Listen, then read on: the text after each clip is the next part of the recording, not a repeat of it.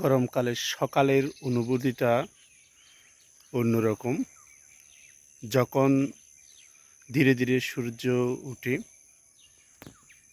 সূর্য দেখা যায় না, চারদিকে কুয়াশার হালকা অনুভূতি এবং সকালে হাঁটলে যেন মনটা ভরিয়ে দেয়। সকালে পাখির ডাক আর শিশির ভেজা ঘাসের উপর হাঁটতে খুব ভালো লাগে। প্রকৃতি ছোঁয়া। সারাদিন বিদ্যুৎ না থাকার পরে সকালের এই যে হাঁটার অনুভূতি, সেটা পুরো শরীরকে শীতল করে তোলে। সকালবেলা হাঁটতে খুব ভালো লাগে। প্রকৃতির যেন এক অন্যরকম ছোঁয়া, মনকে স্বস্তি করে তোলে। সারা রাত বিদ্যুৎ না থাকার পরে যদি এরকম সকালের একটা অনুভূতি উপভোগ করা যায়, সেটা অন্যরকম।